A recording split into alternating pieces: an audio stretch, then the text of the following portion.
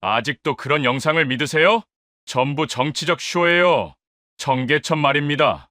베를린 테크니컬 대학교 장리하우 교수의 단호한 목소리였습니다. 그 앞에는 유럽연합 도시자연보건 총괄 자문관 프리데리케 바움가르트 박사가 앉아 있었어요. 화면 속에서는 맑은 물에서 헤엄치는 은빛 물고기들과 우아하게 날아가는 백로의 모습이 펼쳐지고 있었습니다. 서울 청계천에서 촬영된 이 영상은 전 세계 환경학자들 사이에서 뜨거운 논란을 불러일으키고 있었어요. 도심 한복판에서 원앙이 번식하고 황조롱이가 사냥한다는 것이 과연 가능한 일일까요? 30년간 유럽의 도시 생태복원 실패를 지켜본 프리데리케에게 이 모든 것은 믿기 어려운 이야기였습니다. 하지만 화면 속 생명들의 자연스러운 움직임은 뭔가 달랐어요. 연출된 것 같지 않았습니다.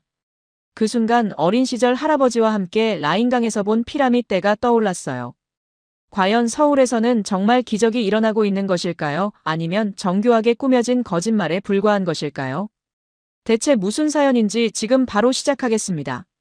잠깐만요. 혹시 지금 어디서 듣고 계신가요?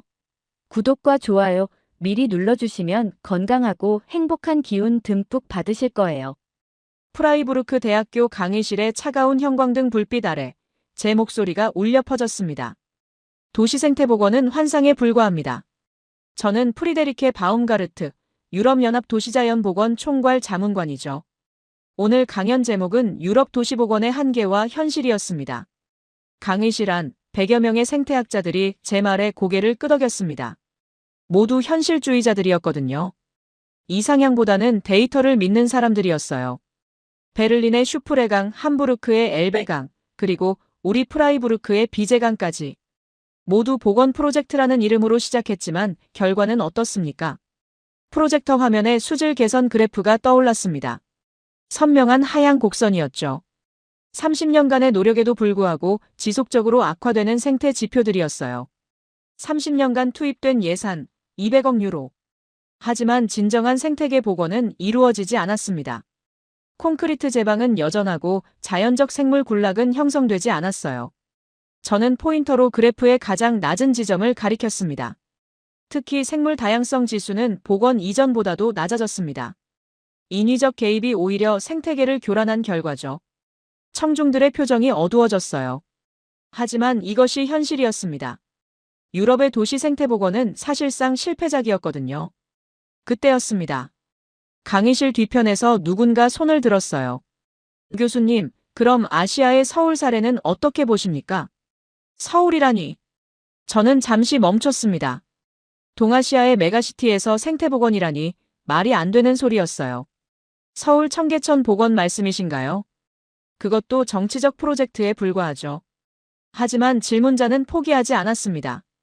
최근 발표된 생태조사 보고서를 보시면 쉬리와 원앙, 그리고 황조롱이까지 서식한다고 나와 있는데요. 황조롱이라는 단어에 제 가슴이 덜컥했습니다. 맹금류의 복귀는 생태계 정점 회복을 의미하거든요. 유럽에서는 상상도 할 수 없는 일이었어요. 강연이 끝난 뒤 저는 회의장 구석 카페테리아에 앉아 있었습니다. 커피 한 잔을 앞에 놓고 노트북을 켰어요. 서울 청계천 관련 자료를 검색하기 시작했죠. 첫 번째로 뜬 영상을 클릭했습니다. 화면에 놀라운 광경이 펼쳐졌어요. 맑은 물속에서 은빛 비늘을 반짝이는 물고기들이 무리를 지어 헤엄치고 있었습니다. 그 위로 하얀 날개를 펼친 백로가 우아하게 날아갔어요. 다 가짜겠지. 제 입에서 저절로 나온 말이었습니다. 하지만 제 눈은 화면에서 떨어지지 않았어요. 특히 원앙 한 쌍이 천천히 부리를 맞대며 헤엄치는 장면에서 말이죠. 원앙의 번식 행동이었습니다. 이건 연출할 수 없는 자연스러운 모습이었어요. 그때 뒤에서 익숙한 목소리가 들렸습니다. 아직도 그런 영상을 믿으세요. 장 리하우였습니다. 베를린 테크니컬 대학교 교수이자 제 대학원 동기였죠. 15년 만에 재회였습니다. 그는 예전보다 살이 쪘지만 여전히 날카로운 눈빛을 하고 있었어요. 리하우구나. 오랜만이네요. 그는 제 옆자리에 앉으며 비웃듯 말했습니다. 서울 청계천이요. 전부 정치적 쇼예요. 프리데리케, 당신이 이런 프로파간다에 관심을 보일 줄은 몰랐는데. 그냥 호기심이에요. 과학적 검증이 필요하다고 생각해서. 검증할 가치도 없어요. 중국이 먼저 시작한 도시하천 복원을 한국이 베낀 것뿐이거든요. 게다가 규모도 작고 지속 가능성도 의문이죠. 리하오의 말엔 확신이 가득했습니다. 그는 늘 그랬어요. 중화주의 관점에서 모든 걸 해석하려 했죠. 대학원 때부터 그런 성향이 있었어요. 그래도 생물학적 근거는 확인해봐야 하지 않을까요? 황조롱이가 정말 서식한다면 황조롱이가 뭐 대단한가요? 중국 상하이 황푸강에서는 이미 10년 전부터 맹금류가 서식하고 있어요. 하지만 저는 화면 속 황조롱이의 날갯짓에서 눈을 뗄 수 없었습니다. 그 순간 잊혀진 기억 하나가 스쳐 지나갔어요. 어린 시절 할아버지 손을 잡고 라인 강변을 걸었던 때였습니다. 물속에서 은빛으로 번뜩이는 피라미드를 보며 할아버지가 말씀하셨죠. 프리데리케야, 자연은 언제나 돌아온다. 시간이 걸릴 뿐이지. 그때는 이해하지 못했습니다. 할아버지가 왜 그런 말씀을 하시는지. 하지만 지금 서울의 쉬리때를 보니 할아버지 말씀이 떠오르더군요. 직접 봐야겠어요. 제 입에서 나온 말에 저 자신도 놀랐습니다. 평소 신중한 성격인 제가 이런 즉흥적인 결정을 내리다니. 뭘 직접 봐요. 서울 청계천을 말이에요. 현장 조사가 필요합니다. 리하오는 어이없다는 표정을 지었어요. 커피컵을 내려놓으며 고개를 저었습니다. 프리데리케, 정신 차려요. 당신이 그런 감상적인 판단을 내릴 사람은 아니잖아요. 감상이 아니라 과학적 검증이에요. 유럽연합 차원에서도 아시아 도시복원 사례에 대한 객관적 평가가 필요한 상황이거든요. 사실이었습니다. 최근 브뤼셀에서 열린 환경정책회의에서 서울 모델에 대한 관심이 높아지고 있었거든요. 유럽의 실패 사례들이 늘어나면서 대안을 찾고 있었어요. 리하오는 한숨을 쉬며 일어났습니다. 당신 마음대로 하세요.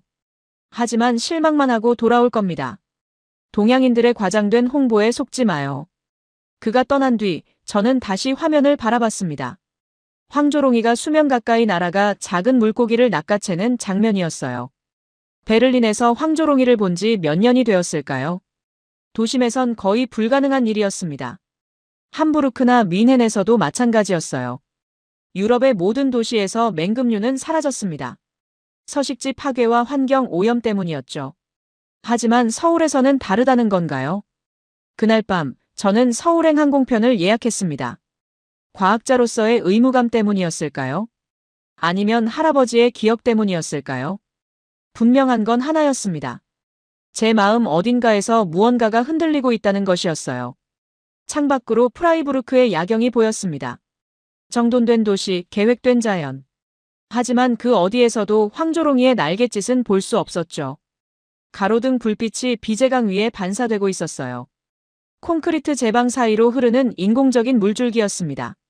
서울에서는 정말 다를까요? 아니면 리하오 말처럼 포장된 쇼에 불과할까요? 며칠 뒤면 답을 알 수 있을 겁니다. 여행 가방을 준비하면서 저는 할아버지 사진을 한 장 넣었어요. 라인 강변에서 어린 저와 함께 찍은 오래된 사진이었습니다. 혹시 서울에서 할아버지의 말씀이 현실이 되는 걸 볼 수 있을까요? 자연이 정말 돌아오는 모습을 말이에요.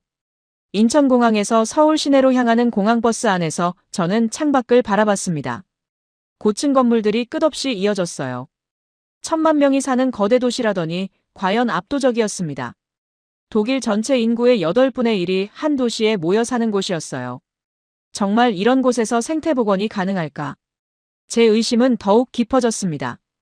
독일의 소도시들도 복원에 실패했는데 이렇게 밀집된 메트로폴리스에서 무슨 기적이 일어날 수 있겠어요. 버스에서 내려 지하철로 갈아탔습니다. 출퇴근 시간이라 사람들로 가득했어요. 이런 인구 밀도에서 야생동물이 살 수 있다는 게 믿어지지 않았습니다. 서울시청에서 만난 분은 수지윤이라는 생태복원 총괄 디자이너였습니다. 생각보다 젊어 보였어요. 30대 중반 정도로 보였습니다. 안녕하세요, 프리데리케 박사님. 멀리서 오시느라 수고하셨습니다. 유창한 독일어였습니다. 발음이 거의 원어민 수준이었어요. 놀란 제 표정을 보고 수지는 웃으며 말했어요. 베를린에서 공부했거든요. 환경공학 석사과정이었죠. 그렇다면 유럽의 복원 프로젝트들도 잘 아시겠네요. 네, 그래서 더욱 절망했었습니다. 유럽 모델로는 서울 같은 도시에서 불가능하다고 생각했거든요. 흥미로운 대답이었어요. 그녀 역시 유럽 방식에 회의적이었다는 뜻이니까요. 베를린에서는 어떤 연구를 하셨나요? 슈프레강 복원 프로젝트 평가였어요. 결론은 실패였죠. 저도 슈프레강 사례를 잘 알고 있었습니다. 10억 유로를 투입했지만 생태적 복원에는 실패한 대표적인 사례였어요. 그럼 어떤 방식을 택했습니까? 따로 간 게 아니라 그냥 자리를 내줬어요. 생명이 돌아올 공간만. 자리를 내준다. 참 동양적인 표현이었습니다. 유럽에서는 관리하고 통제한다고 했는데 여기서는 내준다고 하더군요. 우리는 곧장 청계천으로 향했습니다. 지하철 2호선을 타고 을지로 입구역에서 내렸어요. 역에서 나오니 도심의 번잡함이 그대로 느껴졌습니다. 여기서 생태복원이요. 곧 보실 수 있을 겁니다. 몇 분 걸어가니 갑자기 풍경이 바뀌었습니다. 콘크리트 건물들 사이로 초록빛이 스며들기 시작했어요. 공기도 달라진 것 같았습니다. 그리고 나타난 것은 버들습지였습니다. 제 눈이 휘둥그레졌어요. 도심 한복판에 이런 공간이 있다니. 갯버들들이 물가를 따라 촘촘히 자라고 있었습니다. 키가 3m 정도 되는 성목들이었어요. 그 사이로 맑은 물이 흘렀습니다. 물의 투명도가 놀라웠어요. 물속에선 작은 물고기들이 유유히 헤엄치고 있었습니다. 무리를 지어서 상류 방향으로 이동하고 있었어요. 저건 뭔가요? 쉬리예요. 한국의 고유종이죠. 쉬리. 영상에서 봤던 그 은빛 물고기들이었습니다. 하지만 직접 보니 느낌이 전혀 달랐어요. 물고기들이 무리를 지어 상류로 향하고 있었습니다. 자연스럽고 활기찼죠. 몸짓이 건강해 보였어요.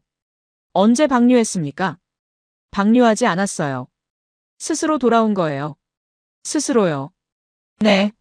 상류 지역에서 내려온 것 같아요.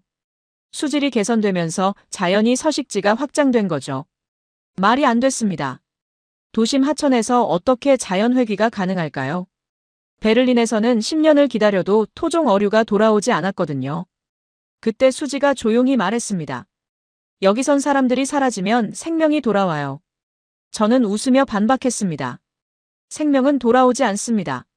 증거가 돌아오죠. 수지는 아무 말 하지 않았어요. 그저 미소만 지었습니다. 자신만만한 표정이었어요. 그 순간이었습니다. 갯버들 사이를 가로지르며 쉬리떼가 나타났어요. 대여섯 마리가 일렬로 헤엄치고 있었습니다. 저는 무의식적으로 숨을 들이쉬었습니다. 은빛 비늘이 햇살에 반짝였어요. 꼬리 지느러미가 물살을 가르며 리듬을 만들었습니다. 마치 춤을 추는 것 같았어요. 어떤 증거보다 확실하지 않나요? 수지의 말에 저는 대답하지 못했습니다. 라인강에서 할아버지와 함께 봤던 피라미드 때가 떠올랐거든요. 그때도 이런 느낌이었을까요? 생명이 돌아온다는 것. 데크를 따라 걸어가면서 저는 주변을 자세히 관찰했습니다. 매작이, 꽃창포, 부들 같은 수생식물들이 자라고 있었어요. 각 식물들이 자연스러운 군락을 형성하고 있었습니다. 인위적인 배치가 아니라 생태적 천의의 결과처럼 보였어요. 이것들도 심은 게 아니군요. 대부분 자생했어요. 씨앗이 바람에 날아왔거나 새들이 옮겨준 것 같습니다. 자연의 복원력. 유럽에서는 포기했던 개념이었습니다. 씨앗 은행 역할을 한 거군요. 네, 토양 속에 오래전 씨앗들이 살아남아 있었던 것 같아요. 환경이 좋아지자 발아한 거죠. 그러나 여기 서울에서는 실제로 일어나고 있었어요. 물 위로 하얀 새 한 마리가 날아왔습니다. 중대백로였어요. 긴 다리로 얕은 물가에 서더니 날카로운 부리로 물속을 노려봤습니다. 몸집이 상당히 컸어요. 날개를 펼치면 1m는 좋게 될 것 같았습니다. 순간 부리가 물속으로 빠르게 들어갔다 나왔습니다. 작은 물고기를 잡았더군요. 포식자도 돌아왔네요. 네, 생태 피라미드가 복원되고 있어요. 그 말이 맞았습니다. 1차 소비자인 쉬리, 2차 소비자인 백로까지. 먹이사슬이 제대로 작동하고 있었어요. 이건 단순한 조경이 아니었습니다. 진짜 생태계였어요. 백로는 먹이를 삼킨 뒤 만족스럽게 깃털을 다듬었습니다. 그리고는 천천히 다른 곳으로 이동해 갔어요. 완전히 자연스러운 행동이었습니다. 데크 끝에서 수지가 멈춰 섰습니다. 내일은 더 놀라운 걸 보여드릴게요. 더 놀라운 게 뭔가요? 직접 보시는 게 나을 것 같아요. 새벽에 오시면 더 많은 것들을 보실 수 있을 거예요. 그날 밤 호텔에서 저는 오늘 본 것들을 정리해봤습니다. 쉬리의 자연회귀, 수생식물의 자생, 백로의 정착까지. 분명 놀라운 일들이었어요. 하지만 아직 확신할 수는 없었습니다. 혹시 제가 보고 싶은 것만 봤던 건 아닐까요? 창밖으로 청계천이 보였어요. 밤에도 산책하는 사람들이 있었습니다.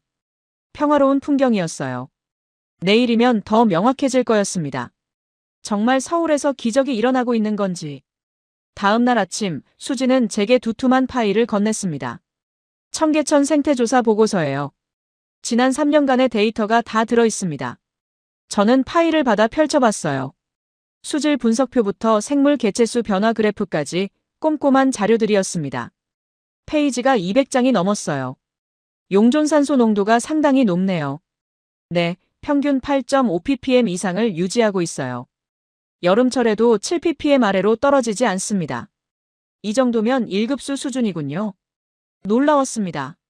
도심 하천에서 이런 수질이 가능하다니. 베를린 슈프레강은 3급수도 유지하기 어려웠거든요. 하지만 저는 여전히 의심스러웠어요. 정치적 목적으로 데이터를 조작했을 가능성이 있었거든요. 이 수치들이 정확한가요? 독립적인 검증기관의 확인을 받았습니까? 물론입니다. 한국환경공단과 서울대학교 환경대학원에서 교차 검증했어요. 또 일본과 중국의 전문기관에서도 확인했습니다. 그래도 완전히 믿기는 어려웠습니다. 숫자는 얼마든지 만들어낼 수 있으니까요. BOD와 COD 수치는 어떻게 되나요? BOD는 평균 EMGL 이하, COD는 OMGL 이하를 유지하고 있어요. 정말 놀라운 수치였습니다. 이 정도면 유럽의 시골 하천 수준이었어요. 수지가 제 표정을 읽었는지 말했습니다. 숫자 말고 생물을 보세요. 그녀는 저를 다시 습지로 안내했습니다. 이른 아침이라 사람이 거의 없었어요. 새벽 공기가 차가웠습니다. 안개가 수면 위에 자욱했습니다. 그 사이로 무언가가 움직였어요. 저기 보세요. 수지가 가리킨 곳을 보니 오리 2마리가 있었습니다. 하지만 평범한 오리가 아니었어요. 원앙이네요. 수컷의 화려한 깃털이 물안개 사이로 선명하게 드러났습니다. 암컷은 수수한 갈색 깃털을 하고 있었어요. 2마리가 천천히 부리를 맞대며 유영하고 있었습니다. 서로의 목을 비비며 애정 표현을 하고 있었어요. 원앙이 도심에 서식한다고요. 네, 작년부터 이곳에 정착했어요. 올해는 새끼까지 낳았답니다. 원앙의 번식. 이건 정말 특별한 일이었습니다. 원앙은 매우 까다로운 새거든요. 깨끗한 물과 충분한 먹이, 안전한 서식지가 모두 갖춰져야 번식이 가능해요. 더구나 도심에서는 거의 불가능한 일이었습니다. 소음과 인간의 간섭 때문이죠. 저는 무릎을 꿇고 물가에 가까이 다가갔습니다. 원앙 부부가 서로의 깃털을 다듬어주고 있었어요. 너무나 자연스러운 모습이었습니다. 수컷이 간혹 고개를 들어 주변을 경계했지만 크게 긴장하지는 않았어요. 이곳을 안전한 곳으로 인식하고 있는 거였습니다. 이건 연출할 수 없지. 제 입에서 저도 모르게 나온 말이었어요. 동물의 행동은 속일 수 없습니다. 특히 원앙처럼 예민한 새는 더욱 그렇죠. 그들이 이곳에서 편안해하고 있다는 건 진짜 안전한 서식지라는 뜻이었어요. 원앙 수컷이 갑자기 물속으로 머리를 집어넣었습니다. 그리고 작은 물고기를 물고 올라왔어요. 쉬리였습니다. 먹이 사슬이 제대로 작동하고 있었어요. 쉬리가 서식하고 원앙이 그걸 잡아먹고. 이보다 확실한 생태계 복원의 증거가 있을까요? 새끼들은 어디 있나요? 저쪽 갈대밭에 숨어 있을 거예요. 어미들이 먹이를 구해다 줍니다. 정말로 멀리서 작은 울음소리가 들려왔습니다. 새끼 원앙들의 소리였어요. 몇 마리나 부화했나요? 5마리요. 모두 건강하게 자라고 있어요. 5마리. 성공적인 번식이었습니다. 수지가 조용히 말했습니다. 어제 말씀하신 증거, 이것도 충분하지 않나요?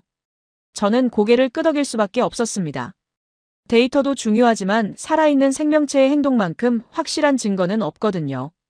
정말 놀랍습니다. 유럽에서는 상상할 수 없는 일이에요. 그때 멀리서 또 다른 새가 날아왔습니다. 중대백로였어요. 긴 목을 쭉 뻗고 우아하게 활공하더니 습지 건너편에 착지했습니다. 어제 본 개체와는 다른 것 같았어요. 약간 작아 보였습니다. 백로도 정착한 거군요. 네, 올해 들어 개체수가 늘었어요. 지금은 5마리 정도가 이곳을 터전으로 삼고 있답니다. 5마리. 충분한 개체군이었습니다. 백로는 혼자 사는 새가 아니에요. 먹이가 풍부하고 안전할 때만 무리를 이룹니다. 원앙과 백로가 공존하는 것도 신기했어요. 서로 다른 생태적 지위를 가진 새들이 한 공간에서 조화롭게 살아가고 있었거든요. 서식지 분할이 잘 되어 있네요. 네, 백로는 주로 깊은 곳에서, 원앙은 얕은 곳에서 먹이 활동을 해요. 제가 일어서자 원앙 부부가 슬쩍 멀어졌습니다. 하지만 도망가지는 않았어요. 적당한 거리를 두고 계속 유영했습니다. 사람에게 어느 정도 익숙해진 거죠. 하지만 여전히 야생의 본능은 잃지 않은 상태였어요. 완벽한 균형이었습니다. 이 습지가 만들어진 지 얼마나 됐나요? 본격적인 생태복원은 3년 전부터 시작됐어요. 하지만 청계천 자체는 20년 전에 복원됐고요. 20년. 긴 시간이었습니다. 유럽에서는 10년도 안 돼서 포기하는 프로젝트가 대부분이었는데 이곳은 20년을 기다렸군요. 참을성 있게 기다렸네요. 기다린 게 아니라 계속 시도했어요. 실패하고 다시 시도하고 또 실패하고. 수지의 말에서 깊은 철학이 느껴졌습니다. 복원은 일회성 프로젝트가 아니라 지속적인 과정이라는 걸 그들은 알고 있었어요. 안개가 점점 걷히면서 습지의 전경이 드러났습니다. 갯벌들과 꽃창포가 어우러진 자연스러운 경관. 그 사이를 유영하는 원앙과 쉬리. 물가에 서 있는 백로. 모든 게 제자리에 있었습니다. 이건 설계된 자연이 아니었어요. 스스로 만들어진 생태계였습니다. 저는 처음으로 확신했습니다. 서울에서 진짜 복원이 일어나고 있다고. 리하오의 말은 틀렸어요. 이건 가짜가 아니었습니다. 호텔로 돌아온 저는 노트북을 켰습니다. 이메일함에 장 리하오의 메시지가 와 있었어요. 제목은 서울의 진실이었습니다. 클릭해보니 베를린 저널에 실린 그의 칼럼 링크가 있었어요. 제목이 자극적이었습니다. 서울 복원쇼 아시아의 또 다른 거짓말. 저는 기사를 읽어내려갔습니다. 도시는 재건될 수 있지만 자연은 미화될 뿐이다. 서울의 청계천 복원은 전형적인 정치적 프로파간다로 실제 생태적 가치와는 거리가 멀다. 리하오 특유의 신랄한 문체였어요. 하지만 내용은 일방적이었습니다. 그는 서울을 직접 본 적도 없으면서 단정적으로 비판하고 있었거든요. 중국의 도시 하천 복원 기술을 모방한 소규모 프로젝트에 불과하며 지속 가능성에 대한 과학적 검증이 전혀 이루어지지 않았다. 제가 직접 본 원앙과 쉬리들은 어떻게 설명할 건가요? 특히 생물 다양성 증가라는 주장은 과장됐으며 실제로는 인위적으로 방류된 개체들을 자연 회귀로 포장한 것에 불과하다. 하지만 한편으로는 이해가 됐습니다. 리하오는 예전부터 중국 중심의 사고를 가지고 있었거든요. 한국이 뭔가 성취하는 걸 인정하기 싫어했어요. 대학원 때부터 그런 경향이 있었습니다. 그때 노크 소리가 났습니다. 문을 열어보니 수지가 서 있었어요. 내일 일정에 대해 상의드리려고 왔어요. 저는 그녀를 안으로 초대했습니다. 노트북 화면의 기사를 보고 수지가 물었어요. 뭘 보고 계세요? 독일 동료가 쓴 청계천 관련 칼럼입니다. 수지는 화면을 읽어보더니 담담하게 말했습니다. 이런 반응이 나올 거라고 예상했어요. 예상했다고요? 네, 기존 패러다임에 도전하는 사례니까요. 특히 유럽 중심의 환경학계에선 받아들이기 어려울 거예요. 그녀의 침착함이 오히려 놀라웠습니다. 자신의 일이 비판받는데도 전혀 동요하지 않았어요. 하지만 사실과 다른 주장들이 많아요. 중국 기술을 모방했다는 것도 그렇고. 그분은 현장을 보신 적 있나요? 없을 겁니다. 리하오는 자료 분석만으로 판단하는 스타일이거든요. 그럼 괜찮아요. 진실은 결국 드러나니까요. 수지의 자신감이 인상적이었어요. 하지만 저는 여전히 불편했습니다. 리하오와는 오랜 동료였거든요. 학문적으로는 신뢰했던 사람이었어요. 내일은 뭘 보여주실 건가요? 더 결정적인 증거요. 더 결정적이라니. 맹금류요. 황조롱이가 이곳에서 사냥하는 걸 보실 수 있을 거예요. 황조롱이. 생태계 최상위 포식자였습니다. 만약 정말 황조롱이가 이곳에서 서식한다면 청계천의 생태적 완성도는 의심할 여지가 없었어요. 확실한가요? 며칠 전부터 계속 목격되고 있어요. 서울시 조류연구팀에서도 확인했답니다. 번씩도 하나요? 아직 확인되지는 않았지만 영역 행동을 보이고 있어요. 정착했다는 의미죠. 그날 밤 저는 리하오에게 이메일을 보냈습니다. 현장을 직접 보지도 않고 단정하는 건 과학자답지 않다는 내용이었어요. 하지만 답장은 오지 않았습니다. 아마 제가 서울의 거짓말에 속았다고 생각하겠죠. 다음 날 아침, 저는 수지와 함께 다시 습지로 향했습니다. 이번에는 서울시 생태조사팀의 정지훈 연구원도 함께했어요. 정지훈은 말이 많지 않은 사람이었습니다. 하지만 질문하면 정확하게 답해줬어요. 황조롱이 출현 빈도가 어떻게 되나요? 주 3회 정도 목격되고 있습니다. 주로 오전 9시에서 11시 사이에 나타나요. 먹이는 뭡니까? 주로 쥐류와 작은 어류요. 간혹 양서류도 잡는 것 같습니다. 체계적인 관찰 결과였어요. 감정이 개입되지 않은 객관적 데이터였습니다. 다른 지역에서 온 개체일 가능성은 없나요? GPS 추적을 해봤는데 이 일대를 중심으로 활동하고 있어요. 영역을 형성한 것 같습니다. 우리는 습지 상류 쪽 전망대에 자리를 잡았습니다. 쌍안경을 준비하고 기다렸어요. 30분쯤 지났을까? 하늘에서 날카로운 울음소리가 들렸습니다. 저기요. 수지가 가리킨 하늘을 보니 갈색 깃털의 맹금류가 선회하고 있었어요. 황조롱이었습니다. 날개를 펼친 크기가 70cm 정도 되어 보였어요. 성체 수컷이었습니다. 황조롱이는 몇 번 선회한 뒤 갑자기 급강하했습니다. 목표물을 발견한 거였어요. 물튀김과 함께 황조롱이가 수면에서 올라왔습니다. 발톱에 무언가를 움켜쥐고 있었어요. 쉬리였습니다. 성공했네요. 정지훈이 조용히 말했습니다. 황조롱이는 근처 갯버들 가지에 앉아 먹이를 뜯어먹기 시작했어요. 이보다 완벽한 생태계 복원의 증거가 있을까요? 1차 생산자인 수생식물, 1차 소비자인 쉬리, 그리고 최상위 포식자인 황조롱이까지 먹이사슬의 모든 단계가 복원된 거였습니다. 베를린에선 언제 황조롱이를 봤나요? 수지의 질문에 저는 한참 생각했습니다. 몇 년 전인 것 같아요. 도심에선 거의 불가능하죠. 여기선 이제 일상이에요. 그 말이 맞았습니다.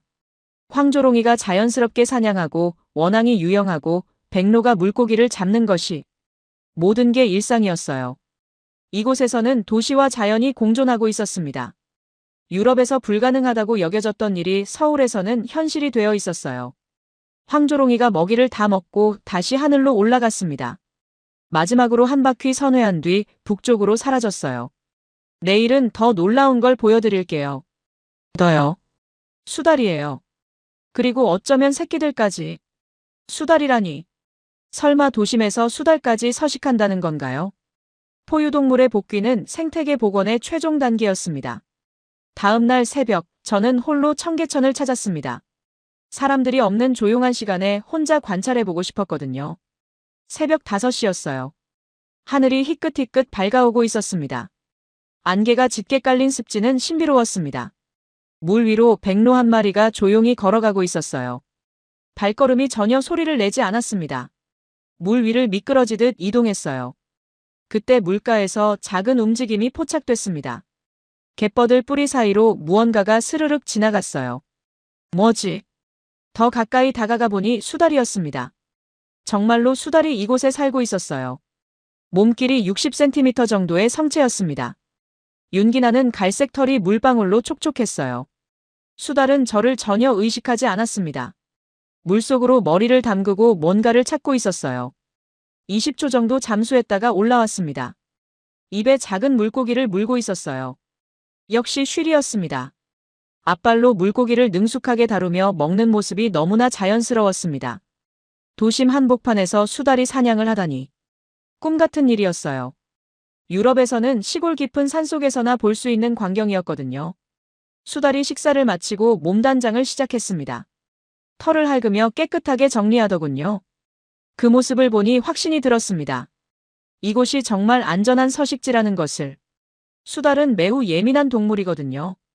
조금이라도 위험을 느끼면 즉시 도망갑니다. 하지만 이 수달은 완전히 편안해 보였어요. 여유롭게 털 손질까지 하고 있었습니다. 그때 물속에서 또 다른 움직임이 보였습니다. 작은 수달이 나타났어요. 새끼였습니다. 어미 뒤를 따라오는 모습이 귀여웠어요. 새끼까지 있다니. 번식이 성공한 거였습니다. 이건 정말 놀라운 일이었어요. 수달의 번식은 서식지가 완전히 안정될 때만 가능합니다. 새끼 수달이 어미에게 다가가서 응석을 부렸어요. 어미는 새끼의 털을 핥아주며 보살폈습니다. 가족의 모습이었어요. 1시간 정도 지나서야 수달 가족이 물속으로 사라졌습니다. 아마 쉬러 간 것 같았어요. 저는 그제야 일어났습니다. 다리가 저려왔거든요. 그때 뒤에서 누군가 다가오는 소리가 들렸습니다. 정지훈이었어요. 일찍 오셨네요. 수달을 봤어요. 새끼까지 함께. 아, 가족이 나왔군요. 요즘 자주 나타나더라고요. 정지훈은 가방에서 두툼한 파일을 꺼냈습니다. 수생식물 분포 지도예요. 혹시 관심 있으시면 보세요. 파일을 펼쳐보니 정말 세밀한 지도였습니다. 매작이, 갯벌들, 꽃창포, 부들, 창포까지. 각 식물의 서식 구역이 정확히 표시돼 있었어요.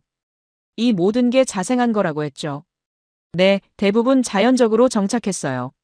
일부는 씨앗을 뿌렸지만 대부분은 바람이나 새들이 옮겨온 것 같습니다. 놀라웠습니다. 심지 않은 식물들이 이렇게 많다니. 생태적 천이가 제대로 진행되고 있네요. 네, 매년 새로운 종들이 발견되고 있어요. 올해는 무럭새와 달뿌리풀까지 나타났습니다. 지도를 자세히 보니 더욱 흥미로운 점들이 발견됐습니다. 각 식물들이 적절한 위치에 자리 잡고 있었어요. 물 깊이와 일조량에 따라 자연스럽게 분포했습니다. 이건 인위적으로 설계할 수 없는 배치였어요. 놀랍네요. 정말 자연스럽게 형성된 군락이군요. 토양 분석 결과도 흥미로워요. 유기물 함량이 매년 증가하고 있거든요. 그때 하늘에서 익숙한 울음소리가 들렸습니다.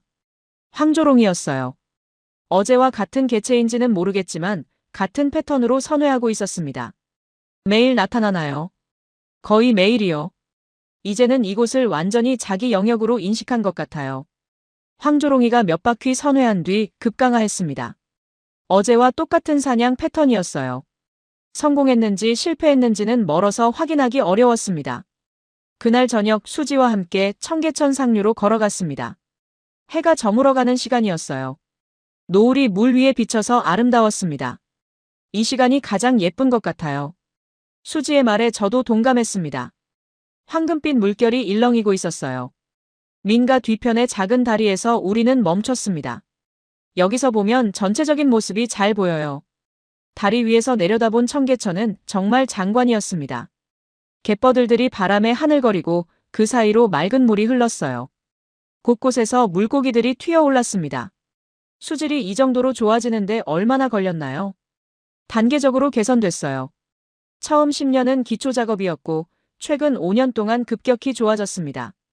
그때 갑자기 하늘에서 갈색 그림자가 번개처럼 내려왔습니다. 황조롱이었어요. 급강하에서 물 위를 스쳐 지나갔습니다. 순간 물튀김과 함께 피라미 한 마리를 낚아챘어요. 둘 다 동시에 숨을 멈췄습니다. 대단해요. 황조롱이는 근처 전봇대에 앉아 사냥감을 뜯어먹기 시작했습니다. 맹금류가 돌아왔네요. 수지가 조용히 말했습니다. 누구의 의도도 아닌 복원. 그게 진짜 같아요. 제 마음도 같았습니다. 이 모든 게 계획된 것이 아니었어요. 자연이 스스로 선택한 결과였습니다. 인간은 단지 공간만 만들어줬을 뿐이죠. 나머지는 생명들이 알아서 채워 넣었어요. 어떻게 이런 일이 가능할까요? 시간과 인내죠. 그리고 믿음. 믿음이요. 네, 자연의 복원력에 대한 믿음. 인간이 모든 걸 통제할 필요는 없다는 믿음. 깊은 철학이 담긴 말이었습니다. 유럽에서는 모든 걸 계획하고 관리하려 했어요. 하지만 여기서는 자연에게 맡겼습니다. 그 결과가 이 놀라운 생태계였어요. 황조롱이가 식사를 마치고 다시 하늘로 날아올랐습니다. 석양을 배경으로 펼쳐진 날개가 황금빛으로 빛났어요. 그 순간 저는 확신했습니다. 서울에서 일어난 일은 기적이 아니라 자연의 당연한 귀환이라는 것을. 인간이 자리만 내주면 생명은 언제든 돌아온다는 것을 말이에요. 할아버지의 말씀이 맞았습니다. 자연은 언제나 돌아옵니다. 시간이 걸릴 뿐이죠. 독일로 돌아가기 이틀 전 충격적인 소식을 들었습니다. 장리아오가 베를린에서 기자회견을 연다는 거였어요. 주제는 서울 복원의 허상이었습니다. 수지가 제게 뉴스 링크를 보내왔어요. 서울은 기억을 조작하고 있다. 리하오의 주장이었습니다. 한국 정부가 정치적 목적으로 과장된 복원 성과를 발표하고 있으며 실제로는 인위적으로 조성된 가짜 생태계에 불과하다. 제가 직접 본 것들을 모두 부정하는 내용이었어요. 수달도 가짜, 황조롱이도 연출, 원앙도 방류된 것이라는 주장이었습니다. 특히 수달의 경우 동물원에서 키운 개체를 방사한 것으로 추정되며 황조롱이 역시 인근 동물원에서 일시적으로 방사된 개체일 가능성이 높다. 말도 안 되는 소리였지만 유럽 언론들이 관심을 보이기 시작했어요. 독일 공영방송에서 관련 다큐멘터리를 제작하겠다는 발표도 나왔습니다. 그날 밤 저는 리하오에게 전화를 걸었습니다. 리하오, 도대체 뭘 하는 거야? 프리데리케, 아직 서울에 있어. 내가 하는 말이 사실인지 확인해보고 싶어서. 그럼 확인됐겠군. 다 가짜라는 걸. 천만에. 전부 진짜야. 내가 직접 봤어. 리하오는 잠시 침묵했습니다. 당신이 속은 거야. 그들은 환상을 만드는데 능숙하거든. 내가 생물학자가 아닌 줄 알아. 수달이 연기를 할 수 있다고 생각해. 수달을 봤다고. 물론이야. 그리고 황조롱이도 원앙도 전부. 원식 행동까지 관찰했어. 리하오의 목소리가 날카로워졌습니다. 프리데리케, 정신 차려. 당신이 그렇게 순진한 사람이었나? 순진한 게 아니라 현실을 본 거야. 너는 현장도 안 가보고 왜 그렇게 단정해? 현장에 갈 필요도 없어. 논리적으로 불가능한 일이거든. 전화를 끊은 뒤 저는 깊은 고민에 빠졌습니다. 리하오와는 15년 동안 학문적 동료였어요. 서로 신뢰했던 사이였죠. 하지만 이제는 완전히 갈라선 것 같았습니다. 다음 날 저는 마지막으로 청계천을 찾았습니다. 정지훈과 함께 습지 데크에 앉아 있었어요. 독일로 돌아가시면 어떻게 발표하실 건가요? 정지훈의 질문에 저는 잠시 고민했습니다. 사실을 말할 거예요. 제가 본 걸 그대로. 리스크가 클 텐데요. 유럽 학계에서 고립될 수도 있잖아요. 과학자라면 감수해야 할 리스크죠. 진실이 더 중요해요. 그때 물 위에 작은 파문이 일었습니다. 수면 가까이 황조롱이의 그림자가 지나갔어요. 실제 황조롱이는 하늘 높이 있었지만 그 그림자가 물 위에 선명하게 비쳤습니다. 아름답네요. 정지훈이 중얼거렸습니다. 저도 같은 생각이었어요. 그림자조차 아름다운 풍경이었습니다. 이 모든 게 사라질 수도 있겠죠. 왜요? 유럽에서 의구심을 제기하면 한국 내부에서도 흔들릴 수 있어요. 정지훈은 고개를 저었습니다. 진실은 사라지지 않아요. 어떻게 확신하세요? 생명은 거짓말하지 않거든요. 깊은 말이었습니다. 정말로 생명은 거짓말하지 않았어요. 수달은 정말 사냥했고 황조롱이는 정말 날았고 원앙은 정말 번식했습니다. 이 모든 게 리하오가 말하는 연출일 수는 없었어요. 리하오 교수님은 왜 그런 주장을 하실까요? 아마 인정하기 어려운 게 아닐까요? 자신들이 실패한 일을 동양에서 성공했다는 걸. 정지훈의 말이 핵심을 찔렀어요. 유럽의 자존심이 걸린 문제였을 수도 있었습니다. 해가 저물어가는 시간, 저는 홀로 습지를 걸었습니다. 내일이면 독일로 떠나야 했어요. 그리고 유럽 학계에 보고해야 했습니다. 서울에서 본 모든 것을. 갯벌들 사이로 석양이 스며들었습니다. 물 위에 금빛 물결이 일었어요. 그때 멀리서 날개짓 소리가 들렸습니다. 중대백로 한 마리가 천천히 날아와 물가에 내려앉았어요. 긴 다리로 얕은 곳을 걸으며 먹이를 찾고 있었습니다. 순간 부리가 물속으로 빠르게 들어갔다 나왔습니다. 쉬리를 잡은 거였어요. 백로는 물고기를 삼키고는 만족스럽게 깃털을 다듬었습니다. 이보다 평화로운 광경이 있을까요? 도심 한복판에서 백로가 자연스럽게 사냥하고 쉬리가 풍부하게 서식하고 이 모든 게 조화를 이루고 있었어요. 리하오는 이걸 가짜라고 하겠죠. 하지만 저는 알았습니다. 진짜라는 것을. 그 순간 제 휴대폰이 울렸어요. 수지에게서 온 메시지였습니다. 내일 아침에 특별한 걸 보여드릴게요. 가시기 전에 꼭 보셔야 할 것 같아요. 무엇일까요? 그날 밤 저는 유럽행 항공편을 한 번 더 확인했습니다. 내일 오후 출발이었어요. 서울에서의 마지막 밤이었습니다. 창밖으로 청계천이 보였어요. 가로등 불빛이 물 위에 반사돼 반짝이고 있었습니다. 어딘가에서 수달이 헤엄치고 있을 거예요. 갯벌들 사이에서 원앙이 잠들고 있을 것이고, 내일 새벽이면 황조롱이가 다시 나타나 사냥할 거였습니다. 이 모든 일상이 계속될 거예요. 제가 없어도. 그게 진짜 자연이었습니다. 인간의 관찰과 상관없이 지속되는 생명의 흐름. 리하우의 비판도 유럽학계의 의구심도 이 흐름을 막을 수는 없을 거예요. 생명은 거짓말하지 않으니까요. 독일로 돌아온 지 일주일 뒤 브뤼셀에서 유럽연합 생태포럼이 열렸습니다. 저는 서울 청계천 사례에 대한 발표를 맡게 됐어요. 강의실에는 유럽 각국의 생태학자들이 모여 있었습니다. 약 200명 정도였죠. 장 리하우도 와 있었어요. 뒷자리에 앉아 저를 노려보고 있었습니다. 그의 표정에서 적개심이 느껴졌어요. 예전의 동료애는 찾아볼 수 없었습니다. 저는 심호흡을 하고 연단에 올랐습니다. 서울 청계천 복원에 대한 현장 조사 결과를 발표하겠습니다. 첫 슬라이드에는 청계천 전경이 떠올랐습니다. 도심 속 초록 오아시스의 모습이었어요. 서울은 자연을 설계한 것이 아닙니다. 회장이 조용해졌어요. 그저 자리를 내줬습니다. 그리고 기억이 자랐습니다. 다음 슬라이드는 쉬리 사진이었습니다. 맑은 물속에서 유영하는 모습이었어요. 쉬리는 한국의 고유종으로 청계천에 방류된 것이 아닙니다. 상류에서 자연적으로 이주해온 개체군입니다. 청중들이 웅성거렸습니다. 놀라는 표정들이었어요. 어떻게 확인했습니까? 누군가 질문했어요. 직접 관찰했습니다. 3일간 연속 모니터링한 결과 자연적인 행동 패턴을 보였습니다. 특히 번식 행동과 영역 형성이 관찰됐어요. 다음은 원앙 사진이었습니다. 부부가 함께 유영하는 아름다운 모습이었어요. 원앙은 매우 까다로운 서식 조건을 요구하는 조류입니다. 깨끗한 물과 안전한 환경이 필수죠. 화면에 원앙이 새끼를 키우는 사진이 나타났습니다. 번식까지 성공했다는 것은 서식지가 완전히 안정됐다는 의미입니다. 회장 앞쪽에서 손이 올라갔습니다. 인위적으로 조성된 환경 아닙니까? 부분적으로는 맞습니다. 하지만 생물들의 정착은 완전히 자연적이었어요. 누구도 원앙을 데려다 놓지 않았습니다. 다음 슬라이드는 황조롱이었습니다. 사냥하는 순간을 포착한 역동적인 사진이었어요. 맹금류의 복귀는 생태계 복원의 최종 단계입니다. 정말로 야생 개체입니까? 리하우의 목소리였습니다. 예상했던 질문이었어요. 저는 그를 바라봤어요. 물론입니다. 사냥 행동과 영역 표시 등 모든 면에서 야생 개체의 특성을 보였습니다. 증거가 있습니까? 제가 직접 촬영한 영상이 있습니다. 화면에 황조롱이가 쉬리를 잡는 장면이 재생됐습니다. 회장이 완전히 조용해졌어요. 급강하에서 물고기를 낚는 황조롱이의 모습은 정말 역동적이었습니다.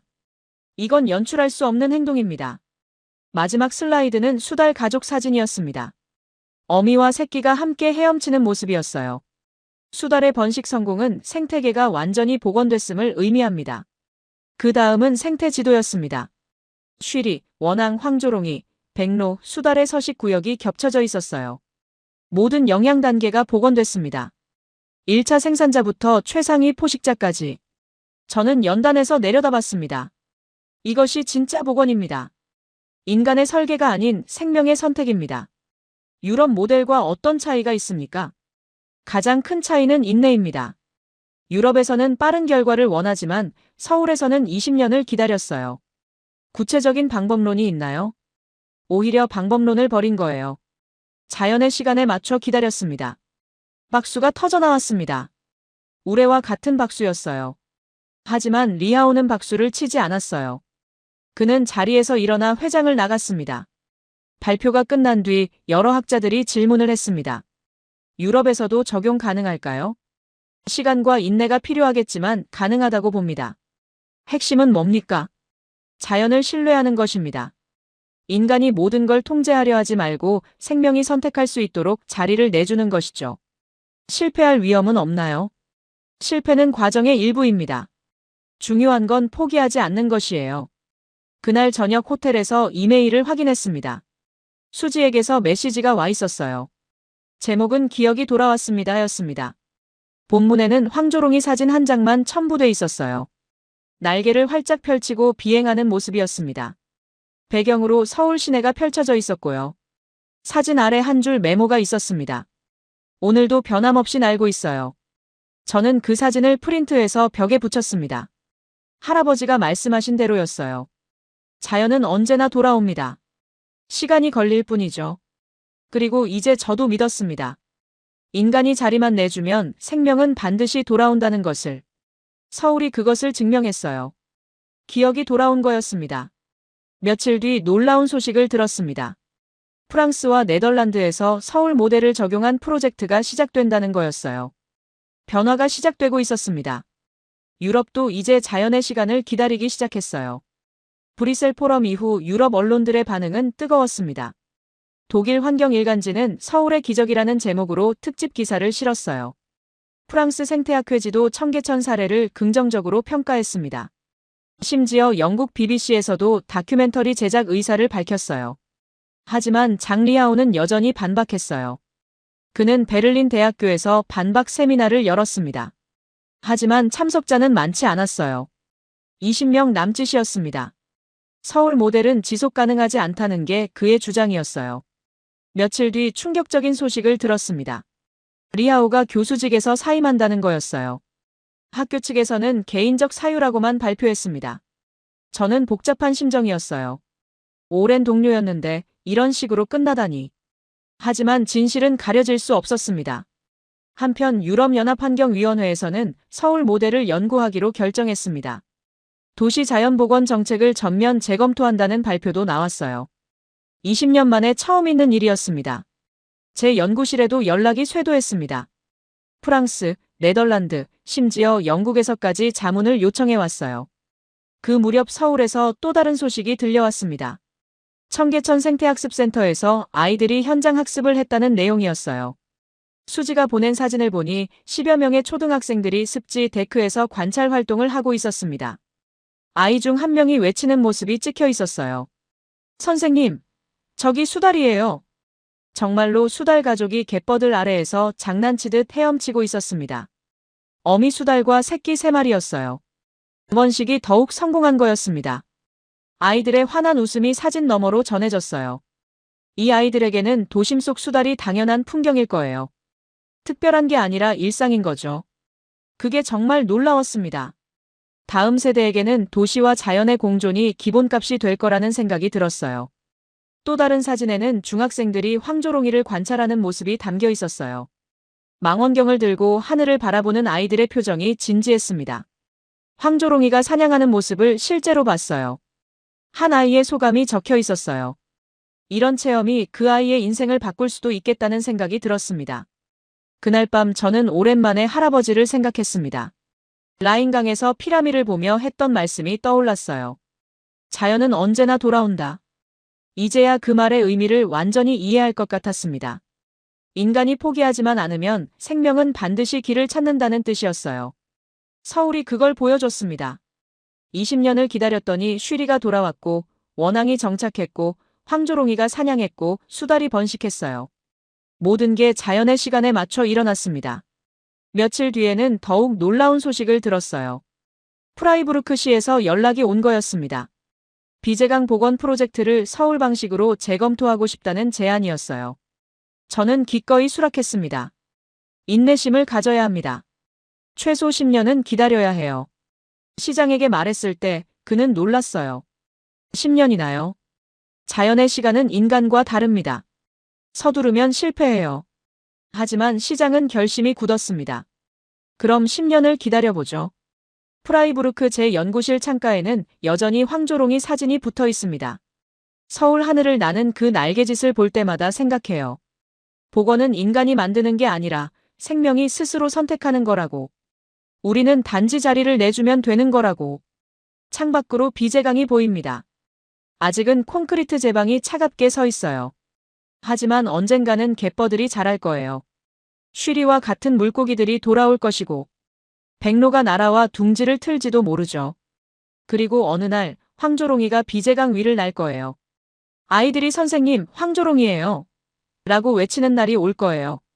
그때까지 저는 기다릴 겁니다. 할아버지처럼, 서울 사람들처럼 자연의 시간에 맞춰서 인내심을 갖고 믿음을 갖고. 지난주에는 수지에게서 또 다른 사진이 왔어요. 청계천에 새로운 새가 나타났다는 내용이었습니다. 물총새였어요. 보석처럼 파란 깃털을 가진 아름다운 새였습니다. 물총새까지. 생태계가 더욱 다양해지고 있었어요. 그리고 오늘 놀라운 소식을 들었습니다. 함부르크에서 엘베강 복원 프로젝트에 서울 모델을 도입하기로 결정했다는 거였어요. 변화의 물결이 유럽 전체로 퍼지고 있었습니다. 생명은 언제나 돌아오니까요. 시간이 걸릴 뿐입니다. 우리는 기다리면 됩니다. 자연이 스스로 길을 찾을 때까지. 그리고 언젠가는 유럽의 모든 도시에서도 황조롱이가 날 거예요. 아이들이 수다를 보며 웃는 날이 올 것이고, 그날이 오면 할아버지께 말씀드릴 거예요. 할아버지가 맞았어요.